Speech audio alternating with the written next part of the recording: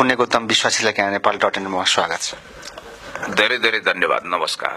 के छ, आराम हुन्छ? एकदम बोलिरहने प्रखर व्यक्तिहरूमा चिन्नुहुन्छ, कति बोल्दै हुन्छ, के छ? होइन, एकदम आरामै छ, बोल्दैछु, पार्टी देश जनताको पक्षमा खटिँदैछु। यही नै अहिलेको लागि महत्त्वपूर्ण कुरा हो। जस्तै राजनीतिक विश्लेषक भन्ने हिसाबमा मान्छे निकै हामीसँग तपाईँ पनि अगाडि बढ्नुहुन्छ, अथवा नेकपाका केन्द्रीय सदस्य मनोनयन भइरहनु भएको व्यक्ति अथवा अन्तर्राष्ट्रिय महामार्गको विशेष जानकार भन्ने कुरा, युवा नेता, युवा विश्लेषक, त्यो हिसाबमा आफू कुन हिसाबमा चाहिँ बढिरहेको अगाडि बढिरहेको छ? होइन, अब धेरै कुराहरूलाई समानान्तर रूपमा अगाडि बढाइएको छ। अब राजनीतिक विश्लेषक भन्ने, अन्तर्राष्ट्रिय मामिलाको जानकार भन्ने जुन खालको मिडियाले मलाई सम्मान दिएको छ, त्यो त्यहाँ तपाईँहरूको म प्रतिको सदास्यता हो। अब अहिले म राजनीति शास्त्रमा PhD पनि गर्दैछु, विद्यावारिधि गर्दैछु, पोलिटिक्समा निरन्तर छु। यही नै हो। तपाईँको शुभेच्छाको निम्ति धन्यवाद। र क्यानाडा नेपाल जस्तो प्रसिद्ध अनलाइन टेलिभिजनले यो बातचितको चालबाजु मिलायो, म धन्य छु। त्यही त। अब के छ, नेकपाभित्र पनि अब अलिकति समस्या खैला बेला यो एक हप्ता बिचको यो चाहिँ क्रिस्चियन धर्मसँग सम्बन्धित कुराहरू भन्ने कुराहरू, नेकपा झुक्यो भन्ने कुराहरू पनि धेरै विश्लेषकहरूले आलोचना पनि गरिरहेछन् नि। तपाईँ नेकपाभित्रको पनि विश्लेषक भएर चाहिँ के रूपमा हेर्नु? अब यो झुकेको चुकेको भन्ने कुरा चाहिँ यो फगत प्रोपोगन्डा हो। नेकपा हिजो जे थियो आज त्यही रूपमा छ र भोलि पनि देश र जनताको पक्षमा कन्ट्रिब्युसन गर्न, नेपालको आर्थिक सामाजिक राजनीतिक रूपान्तरणको निम्ति योगदान गर्नको निम्ति नेकपा कहिले पनि चुक्दैन, झुक्दैन। निरन्तर निष्ठा, मूल्य, मान्यता, राजनीतिक आदर्शबाट अभिप्रेरित भएर हर हमेशा बुलेट ट्रेनको गतिमा, म्याराथन धावकको गतिमा अगाडि बढ्नेछ। र मलाई यतिखेर एउटा कुरा सम्झना हुन्छ, कमरेड लेनिनले एक प्रसङ्गमा भन्नुभएको थियो, यदि दक्षिणपन्थी प्रतिक्रियावादीहरूको स्वार्थमा धक्का लाग्यो भने उनीहरूले ज्यामितिका स्वयं सिद्ध तथ्यहरूको पनि खण्डन गर्छन्। अहिले त्यस्तै भइरहेको छ। प्रामाणिक सत्यको पनि खण्डन गर्ने, भ्रमित कुराहरूलाई स्थापित गर्न खोज्ने। जस्तो तपाईँलाई एउटा कुरा भनौँ, अब रोमन क्याथोलिक र प्रोटेस्टेन्ट धर्मलाई आत्मसात गरेको क्रिस्चियनहरूको, हार्डकोर क्रिस्चियन, भ्याटिकन सिटीवाला क्रिस्चियन होइन, त्यसले आफ्नो सौतेलो व्यवहार गरिरहेको, त्यसलाई आफ्नो सौता ठान्ने युनिभर्सल पिस फेडरेसन, त्यसको युनिभर्सल चर्चले आयोजना गरेको एउटा प्रोग्राममा को विषयमा लिएर, त्यो विषयलाई लिएर चिया कपमा तुफान चलाउने कोसिस भइरहेको छ। वास्तवमा भन्ने हो भने त्यो एकनाथ ढकालजीको संलग्नता, अनि त्यसपछि युनिभर्सल पिस फेडरेसनको विषयमा हामीलाई धेरै भन्नु छैन। तर एसिया पेसिफिक समिटको विषयमा मैले के कुरा क्याटेगोरिकली यहाँलाई निवेदन गरौँ भने, नेपालमा एउटा ग्लोबल समिट जस्तो भयो। अब तपाईलाई थाहा छ 1985 देखि अहिलेसम्म लगातार कम्बोडियामा चुनाव जितेर आएका, कुनै समय खमेरुजका छापामार, अनि त्यसपछि विगत 33 वर्षदेखि लगातार चुनाव जित्दै जित्दै आउनु भएका कम्बोडियाका प्रधानमन्त्री जो विश्व प्रसिद्ध हुनुहुन्छ, हुनसेनदेखि नेशनल लिग फर डेमोक्रेसी भन्ने पार्टीबाट 2/3 मेजोरिटी होल्ड गर्ने र अहिले रोहिङ्गा विद्रोहीलाई सप्रेस गरेको कारण चर्चामा आएकी कुनै समयको नोबल पुरस्कार विजेता आङ सान सुकी र त्यस्तै अरू टापु राष्ट्रहरू जस्तो अस्ट्रेलिया नजिकका ती टापु राष्ट्रहरूका प्रतिनिधिहरू आएको, 42 राष्ट्रको प्रतिनिधित्व भएको एउटा समिट, यो एसिया पेसिफिक रिजनको यो समिटको विषयमा धेरै त्यस्ता खालका बालको खाल उतार्ने गरी मिसइन्टरप्रिटेसन गर्ने, त्यसमा प्रोपोगन्डा गर्ने काम भएको छ। अब त्यसकारणले गर्दाखेरि यसलाई हामीले सत्य र सही कुरालाई सही र सत्य तरिकाले बुझ्नुपर्छ। विशिष्ट नेकपाका अथवा सरकारभित्रका विशेष गरी नेकपाको पनि एमाले निकटका व्यक्तिहरूबाट चाहिँ बढी स्वागत, मतलब बढी चाहिँ सम्पूर्ण कुरा, अब खर्चदेखि लिएर सारा कुराहरू चाहिँ गरिएको भन्ने कुरा छ नि त। यो कुरा होइन, हेर्नुहोस्, अब यहाँ क्रिस्चियन मिसिनरीको खेलोफड्कोमा समावेश भएका, धर्म परिवर्तनको झोलै बोकेका, ठेक्का लिएर हिँडेका टेन्डरवाला गल्लावालहरूले खुलेआम देशमा जोर जबरजस्ती अथवा प्रलोभनमा पारेर धर्म परिवर्तन गर्ने कुरालाई चाहिँ हामीले इग्नोर गरेका छौँ। अब मैले एउटा ट्विट पनि पढेको थिएँ नेपाली कांग्रेसका प्रवक्ता विश्वप्रकाश शर्माजीको। उहाँले युनिभर्सल पिस फेडरेसन को त्यो आयोजनामा भन्नुहोस् अथवा एसिया पेसिफिक यो समिटलाई उहाँले एक्सट्रिमली कन्डेम गरेर ट्विट लेखेको देखियो। र त्यो ट्विटको प्रत्युत्तरमा धेरैजनाले के भने तपाईँ यो युनिभर्सल पिस फेडरेसनको खर्च वर्षमा 2-4 चोटि ढुक्कैसँग अमेरिकादेखि कोरियासम्म भिजिट गरेर आउनुभयो, तपाईँको नैतिकताले यो दिन्छ भन्नु हो। हेर्नुहोस्, म के भन्न चाहन्छु भने हामी त यस खालका सस्तो लोकप्रियताको निम्ति हंगामाबाजी गर्ने, मिडियाबाजी गर्ने कुरामा विश्वास गर्दैनौँ। वास्तवमा भन्ने हो भने यत्रो ग्लोबल यत्रो क्षेत्रीय समितिया भइरहेको छ, एसिया पेसिफिक रिजनको कन्ट्रीका 101 भेटरान नेताहरू, प्रधानमन्त्री, उपराष्ट्रपति अनि त्यसपछि सभामुखहरू विभिन्न देशको, जस्तो फिलिपिन्सको उपराष्ट्रपति नि यहाँ आउनुभयो। यस खालको सम्मेलनलाई कुन रूपमा लिने भन्ने विषयमा पनि हामीले विवेचना गर्नु पर्थ्यो। त्यसै क्रममा जस्तै हजुरले ट्विटका कुरा गर्नुभयो, ट्विटका कुरा त हजुरको नेकपा प्रभावशाली भीमरावको पनि ट्विट हजुरले पढ्नु होला नि। हजुर, के भन्नु सकिन्छ यो कुरा? हेर्नुहोस्, अब कुन्न कुन्न पानी मुन्न मुन्न बुद्धि भने जस्तो विषयवस्तुलाई आफ्नै तरिकाले ग्रहण गर्ने, बुझ्ने, इन्टरप्रिटेसन गर्ने, त्यसको व्याख्या विश्लेषण गर्ने र आफ्ना विचार भावनाहरूलाई एक्सप्रेस गर्ने यो मल्टिपार्टी डेमोक्रेटिक सिस्टमले दिएको स्वतन्त्रतालाई हर कुनै नेताले उपयोग गर्न सक्छ। उहाँले पनि आफ्नो मत राख्नु भएको हो। उहाँले सरकारलाई यो सम्पूर्ण खर्चको विवरण चाहियो सारा कुरा गरेर भनेर चाहिँ क्वेसन गर्नु भएको छ नि। अब हेर्नुहोस्, म यो समिटको विषयलाई लिएर धेरै यो मूलधारको मिडिया लगायत सबै पक्षहरू यसैमा एकीकरणनुपर्छ भन्ने पक्षमा म छैन, किनभने यो विषय भनेको बहस र चर्चाको विषय होला, तर यो धेरै विवादमा तानेर चिया कपमा तुफान चलाउने अथवा हाम्रो जमिन रक्षाको निम्ति हामीले हाम्रो स्वतन्त्रताको निम्ति नेशनल सोभरेनिटी, टेरिटोरियल इन्टिग्रिटी र इन्डिपेन्डेन्सी, हाम्रो राष्ट्रिय सार्वभौमसत्ता, क्षेत्रीय अखण्डता र भौगोलिक स्वतन्त्रताको पक्षमा लड्ने, देशलाई विकास गर्ने, समृद्ध नेपाल, सुखी जनताको अभियानलाई अगाडि बढाउनु पर्ने बेलामा हामी यो सुके धन्दामा कतै अल्झिएका छौँ जस्तो मलाई लागिरहेको छ। र तपाईँलाई म स्पष्ट रूपमा भन्न चाहन्छु, रोमन क्याथोलिक र प्रोटेस्टेन्ट क्रिस्चियनहरूको, इसाईहरूको होल्ड भएका केही सुनियोजित तत्त्वहरूले, त्यस्तो प्रभाव भएका तत्त्वहरूले अब यहाँ आफूलाई एकदम 24 क्यारेटको देखाएर सरकारको बालको खाल उतार्ने कोसिस गरिरहेका छन्। त्यस्ता खालका लकिरका फकिरहरूको विषयमा उनीहरूले बोलेका वक्तव्यबाजीहरू, उनीहरूले जारी गरेका वक्तव्यबाजीहरू, उनीहरूले दिएका अभिव्यक्तिहरूको विषयलाई लिएर म धेरै टिप्पणी गर्न चाहन्न। समयले सत्य अवश्य पनि उजागर गर्नेछ। इतिहास साक्षी छ को व्यक्तिको हिस्ट्री र ट्र्याक रेकर्ड के हो, क्याटेगोरिकली उसले कति समाजको निम्ति कन्ट्रिब्युसन गर्यो, कति उसले व्यक्तिगत स्वार्थको निम्ति आफूलाई दलायो, खटायो, यो कुरो पनि इतिहासले मूल्याङ्कन गर्नेछ। अहिले म यति भन्न चाहन्छु कि यो हावाहुरी चलिरहेको बेला आफ्नो प्रतिक्रिया दिनको निम्ति अहिले गइरे नथुखैरे कुडा कर्कट झार पत्करहरू सतहमा आइरहेका छन्, तर एक दिन इतिहास सत्यको साक्षी छ। दूधको दूध पानीको पानी छुट्याउने राजहंसहरूले नेपालको सच्चा इतिहास लेख्नेछन्। को देशभक्त हो, कसले देश र जनताको निम्ति मरिमेटेर योगदान गरेको छ, कसले यो भूगोलको रक्षा गरेको छ, को अमर सिंहको सच्चा सपूत हो, सन्तति हो, कसले नेपालको समृद्धि विकासको निम्ति कन्ट्रिब्युसन गर्ने कुरा सोचिरहेको छ र कसले सामाजिक समृद्धिको निम्ति गरिब सर्रा र निमुखा दुखी, घाँस खोसिएका, बाँस लुटिएका, घाँस कपास, शिक्षा, स्वास्थ्य, सुरक्षाको आधारभूत आवश्यकताबाट वञ्चित गरिएका मानिसहरूको पक्षमा कसले आफूलाई उभ्याइरहेको छ भन्ने कुरा भोलि देखिन्छ। तपाईँले एउटा अन्तर्राष्ट्रिय उदाहरण पनि म मेन्सन गर्न चाहन्छु।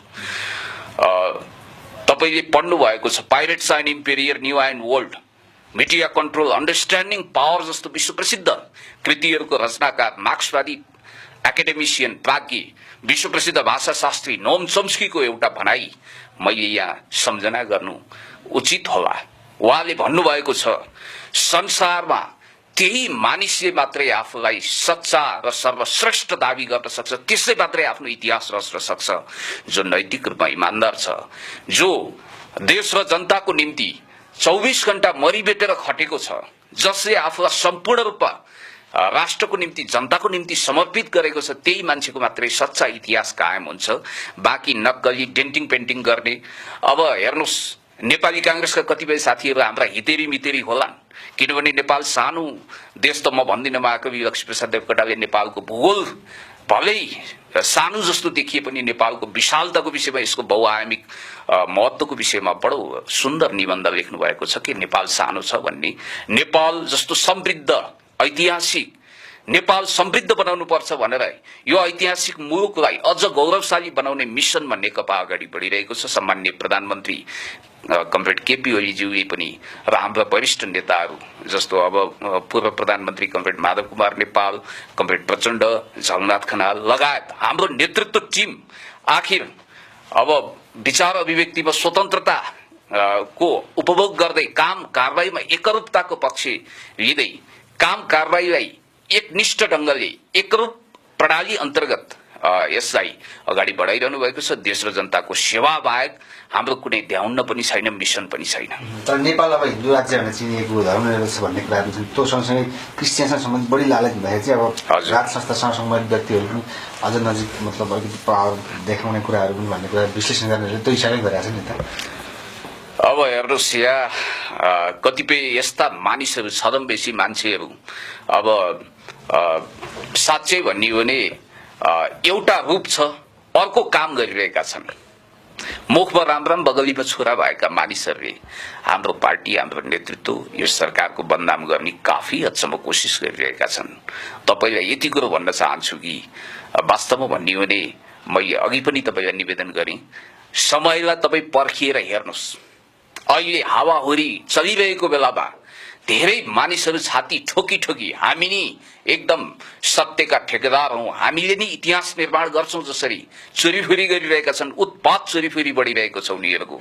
तर सत्य र इन्साफको पक्षमा उभिएका, हाम्रो जमिनको रक्षाको निम्ति आफूलाई सेक्रिफाइस गर्नुपर्छ भन्ने मान्यता पालेर अगाडि बढिरहेका नेपाल राष्ट्रलाई प्राणभन्दा प्यारो ठान्ने, मदरल्यान्ड आर ग्रेटर देन हेभनको मान्यता लिएर अगाडि बढ्ने हर कुनै देशभक्त नेपाली, समाजवादी चिन्तन भएको नेपाली नेता, राजनीतिज्ञहरू अहिले कता कता छायामा परे जस्तो देखिएको छ। किनभने यतिखेर डेन्टिङ पेन्टिङ गरेर बासमती धानको चामल पनि देशभक्तहरूको कहिलेकाहीँ बिग्दैन, उनीहरूको चाहिँ तपाईको मोटा धानको चामल पनि भटाभट बिकिरहेको छ। किनभने उनीहरू मिडियामा मार्केटिङ गर्नको निम्ति माहिर छन्। हामी मिडियामा स्क्यान्डल गर्ने, प्रोपोगन्डा गर्ने, गोइबल शैलीको प्रचारबाजी गर्ने र धमिलो पानीमा माछा मार्ने कुरामा विश्वास गर्दैनौं। हामी काम देखाउन चाहन्छौं। कामको आधारमा भोलि देशले मूल्याङ्कन गर्नेछ को देशभक्त हो, कसले समृद्धि ल्याउन चाह्यो, कसले गरिब निमुखाको पक्षमा काम गर्यो, कसले श्रमजीवी जनताहरू जसले यो देश बनाउनको निम्ति रगत र पसिना दान गर्नुभएको छ, उहाँहरूको पेन्सनको निम्ति, उहाँहरूको स्वास्थ्यको निम्ति, उहाँहरूको जीवन रक्षाको निम्ति, उहाँहरूको छाना नाना र खानाको समस्या समाधान गर्नको निम्ति हर नेपालीहरू गरिब हुनु नपरोस्, समृद्ध नेपाल बनोस्, राष्ट्र बलियोस्, देशको रक्षा र विकास होस् भन्ने पक्षमा सबैभन्दा बढी योगदान गर्ने पार्टी भएको नाताले नेकपा अहिले पनि गौरव गर्छ र नेकपाका नेता कार्यकर्ता हुनुको गौरव बोध हामीले गरिरहेका छौं। र तपाईले यो कुरा म बडो स्पष्ट रूपमा निवेदन गर्न चाहन्छु। जस्तै अब यो हिसाबमा विभिन्न किसिमका नियुक्ति कार्यक्रममा राजदूतका हिसाबमा हजुर पनि सिफारिसको कुराहरू अलि हल्लाइरहेको के छ, सम्भावना छ? अब यो व्यक्तिगत कुरामा नजाउँ, कसैले योग्य ठानेर सिफारिस गरेको छ भने अब त्यसमा मलाई भन्नु केही छैन। अब मैले पदको निम्ति मरियत्ते गरेर हिँड्ने त्यस खालको प्रवृत्ति र स्वभावलाई कहिले पनि आफूभित्र हुर्काउन चाहिन। र मैले पद ताकेर हिँड्ने, पदको निम्ति मरियत्ते गर्ने, पद नपाए मरिहाल्छु कि भन्ने उही एउटा चर्चित गीत नाइ मलाई त्यही केटी चाहिन्छ टाइप या उफ्री ताफ्री गर्ने किसिमले पदै अन्तिम सत्य हो भनेर हिँडेको छैन। अब जहाँसम्म मलाई लाग्छ देश र जनताको सेवा गर्ने कुनै पनि मौका आयो भने कुनै पनि आफ्नो नजिकका व्यक्तिलाई नियुक्ति गर्ने भन्ने कुरा बढी नै देखिरहेको छ है। हजुर, त्यो हिसाबमा तपाईँ कतिको नजिक पर्नुहुन्छ? अब त्यो त मलाई खास सबै कुरा थाहा छैन डिटेल्समा, किनभने पद ताकेर हिँड्ने मान्छेको मिसनै त्यही हुन्छ, बायोडाटा खल्तीमा बोकेर हिँडेका हुन्छन्। उनीहरूले त्यो पदको निम्ति रोइ कराई गर्छन्, उफ्रीताफ्री गर्छन्, त्यस खालको मान्छेहरूको पनि कुनै कमी छैन। तर म चाहिँ त्यसरी हेर्दिन। अब देश र जनताको सेवा गर्ने राजनीतिक हिसाबले कुनै पनि मौका आउँछ, कूटनीतिक हिसाबले कुनै पनि मौका आउँछ भने त्यो जायजै होला। मैले आफूले सकेको यथाशक्य नेपाल आमाको सेवा गर्नको निम्ति कुनै पनि कसर बाँकी राख्ने छैन। सन्तोषजी, अन्तिममा म के भन्न चाहन्छु भने यो क्यानाडा नेपाल जस्तो अत्यन्तै महत्वपूर्ण मिडियामा मेरा आफ्ना विचार र भावनाहरू एक्सप्रेस गर्ने जुन मौका तपाईले जुटाइदिनु भयो, चाँजोपाँजो मिलाइदिनु भयो, त्यसको निम्ति तपाईलाई धन्यवाद छ। अन्तिममा म के भन्न चाहन्छु भने सरकारले विकासको मेगा प्रोजेक्ट अगाडि बढाउने कुरा अहिले तयारी गरिरहेको छ। प्रतीक्षा गर्नको निम्ति म अनुरोध गर्छु। चिनिया महामहिम राष्ट्रपति सी जिनपिङ जो ग्लोबल लेजेन्डरी फिगरको रूपमा विश्व राजनेताको रूपमा अहिले परिचित हुनुहुन्छ, उहाँको पनि निकट भविष्यमा नेपाल भ्रमण होला। नेपाललाई मित्र राष्ट्र चीन जोसँग हाम्रो हिमाल भन्दा अगुवा सागर चाहिँ गहिरो र महजै मिठो सम्बन्ध छ, त्यस्तो मित्र राष्ट्रको राष्ट्रपतिको नेपाल भ्रमण भइसकेपछि उहाँले पक्कै पनि नेपालको मेगा प्रोजेक्ट, विकासका मेगा प्रोजेक्टहरू, नेशनल प्राइड प्रोजेक्टको निम्ति उहाँले सहयोग गर्नुहुनेछ। हामीलाई विश्वास छ हामी पूर्व पश्चिम औद्योगिक करिडर बनाएर नेपालमा एउटा औद्योगिकरणको युग सुरुवात गर्नेवाला छौं। समृद्ध नेपाल बनाउँछौं। नेपालबाट गरिबी हटाउनुपर्छ, समाजवाद लागू गर्नुपर्छ। कुनै पनि जनताले भोको नाङ्गो बस्नु नपरोस्, अनएजुकेटेड भएर, अशिक्षित भएर, निरक्षर भएर अन्धकारमा रुमलिनु नपरोस्। सबै जनताको आधारभूत आवश्यकताहरू पूरा होस्, उनीहरूको फन्डामेन्टल राइट्स स्थापित गर्न सकियोस् भन्ने पक्षमा छौं हामी। मानव अधिकार, लोकतन्त्रको पक्षमा, समाजवादको पक्षमा, जनताको अधिकारको पक्षमा हर हमेशा दृढतापूर्वक उभिन्छौं, चट्टानी अडान राख्छौं त्यसमा। र अन्तिममा म तपाईलाई के भन्न चाहन्छु भने तपाईले एउटा कुरा पक्कै पनि नोटिस गर्नुभएको छ, अहिले वास्तवमा भन्ने भने मिडियामा जे जसरी नेकपाको विरुद्ध, यसको नेतृत्व विरुद्ध जुन प्रोपोगन्डा भइरहेको छ, म भन्न चाहन्छु मिडियाका साथीहरू, तपाईहरुले पनि आफ्नो जुन खालको प्रसारण भइरहेका सामग्रीहरू छन्, प्रकाशन भएका सामग्रीहरू छन्, त्यसको बारेमा भोलि जवाफदेही भएर जवाफ दिनुपर्नेछ नेपाली जनतालाई। र म तपाईलाई भन्न चाहन्छु 100 इयर्स अफ सोलिट्युड का लेखक ग्रेभियल गार्सिया मार्केज, जसले अब अहिले रुसको लेजेन्डरी राष्ट्रपति व्लादिमिर पुटिन र त्यहाँको विदेश मन्त्री सर्गेई लाभ्रोभको विषयमा एउटा उच्च मूल्याङ्कन गर्दै के भन्नुभएको थियो भने, जसले दृढतापूर्वक रुसको सोभियत ग्लोरीलाई, रुस कुनै समय विश्व महाशक्तिको रूपमा स्थापित थियो, अमेरिकाको राइभल शक्तिको रूपमा उसको विश्व राजनीतिमा दबदबा थियो, शीतयुद्ध कालमा एउटा समाजवादी धुरीको नेतृत्व रुसले गरिरहेको थियो तत्कालीन सोभियत संघ, अर्को तपाईले देख्नुहुन्छ अर्को धुरीको नेतृत्व अमेरिकाले गरेको थियो। नन एलाइनमेन्ट मुभमेन्ट भित्र, असंलग्न परराष्ट्र आन्दोलन भित्र हामी पनि समेटिएका थियौं। युद्धको पक्षमा नलाग्ने, कति पनि नकोल्टिने, नढल्किने देशहरूको पक्षमा हामी थियौं। मैले कुन प्रसंग कोट्याइरहेको थिएँ भने त्यस्तो केही समय अगाडि बित्नु भएको साहित्यको निम्ति नोबेल पुरस्कार प्राप्त गर्नुभएका विख्यात साहित्यकार, पत्रकार, लेखक ग्रेभियल गार्सिया मार्केजले भने जस्तै अपार नैतिक शक्ति सहित, अपार आत्मविश्वास सहित रुसको सोभियतकालीन ग्लोरीलाई, अब हुन त सोसियलिस्ट मोड अफ प्रोडक्सन अन्तर्गत त होइन, अब एक हिसाबले भन्दाखेरि ठ्याक्कै कम्युनिस्ट स्टाइलमा होइन, तर हिजोको गौरव र वैभवलाई पुनर्स्थापित गर्ने, त्यसलाई रिइन्स्टेट गर्ने गरी जसरी रुसी राष्ट्रपति व्लादिमिर पुटिन, प्रधानमन्त्री डिमित्री मेडवेडेभ र त्यहाँको विदेश मन्त्री सर्गेई लाभ्रोभ र त्यहाँको रुसको अब अर्को महत्वपूर्ण व्यक्तित्व भनेको डिमित्री पेस्कोभ जो राष्ट्रपतिको प्रेस सल्लाहकार हुनुहुन्छ, उहाँहरूको जुन खालको कन्ट्रिब्युसन छ त्यसलाई ग्रेभियल गार्सिया मार्केज अहिले त बितिसक्नु भएको छ, केही समय अगाडि उहाँले मुक्त कण्ठले तारिफ गर्नुभएको थियो। त्यसैगरी हामी पनि हाम्रो नेतृत्वले देशको एउटा स्वाभिमान, देशको गौरव, देशको एउटा राष्ट्रिय धरोहरलाई पुनर्स्थापित गरेर लान्छ भन्ने कुरामा तपाई ढुक्काउनुस्। जस्तो महाकवि देवकोटा जस्तो नेपाललाई विश्वभरि चिनाउने भाषा साहित्यको माध्यमद्वारा नेपालको नाम, जसरी बेलायतमा विलियम शेक्सपियरले बेलायतको नाम संसारभरि रोशन गरेका छन्, फिजाएका छन्, त्यसैगरी नेपालको यो राष्ट्रिय स्वाभिमान, नेपालको परिचय, गौरवलाई विश्व स्तरमा स्थापित गर्ने आदरणीय सम्माननीय महाकवि, म सम्माननीय भन्न चाहन्छु, महाकवि लक्ष्मीप्रसाद देवकोटाज्यूको सम्पत्ति, उहाँको घरलाई संग्रहालयको रूपमा स्थापित गर्ने जुन सरकारले निर्णय गरेको छ, यसबाट तपाई हेर्दै जानुस्। जस्तो कलंकी कोटेश्वरको अहिले तपाईले सडक हेर्नुभयो भने तपाईलाई युरोपको अथवा चीनको कुनै समृद्ध भूभागमा छु जस्तो तपाईलाई अनुभूति हुन्छ। त्यसैगरी हाम्रो अब जस्तो मेलम्चीको पानी पनि केही समयभित्र काकाकुल भइसकेका काठमाडौँका जनताहरूले खान पाउनेछन् र अर्को वर्षदेखि मलाई लाग्छ सन् 2019 देखि नेपालले समृद्धिको पक्षमा बोल्ड स्टेप, हात्तीको जस्तै विशाल पाइला अगाडि बढाउनेछ। त्यसपछि प्रतिपक्षीहरू कक्रक्कै परेर एउटा कुनामा थन्किएर हुन त उहाँहरूलाई हामी देशको आर्थिक समृद्धि विकासको निम्ति हातमा हात काँधमा काँध मिलाएर अगाडि बढ्नको निम्ति आह्वान र अपिल गर्न चाहन्छौँ। होइन उहाँहरू छिर्के हान्नुहुन्छ, च्याखेदाउ थाप्नुहुन्छ, खुनखुत्रो उतार्नुहुन्छ भने उहाँहरूको सपना हुरीले उडाउनेछ र हामी विकास समृद्धि र देशभक्तिको पक्षमा 1 इन्च पनि सम्झौता गर्दैनौँ। हाम्रो भूगोलको रक्षाको निम्ति, हाम्रो देशको रक्षा र विकासको निम्ति निरन्तर रूपमा अगाडि बढ्नेछौँ। यो हाम्रो बाचा प्रतिबद्धता। क्यानाडा नेपाल हेरिरहनु भएका समस्त आदरणीय दर्शक वृन्दहरूको दिन दुगुना रात चौगुनाको दरले विकास होस्।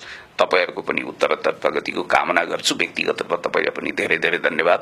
क्यानाडा र नेपालमा यो मेरो इन्टरभ्यू हेर्ने समस्त दर्शक वृन्दहरूमा मेरा विचार भावनाहरूप्रति तपाईहरूको प्रतिक्रिया विचारहरू आफ्नो कमेन्ट बक्समा लेख्न हुनको निम्ति म अनुरोध गर्छु। धन्यवाद।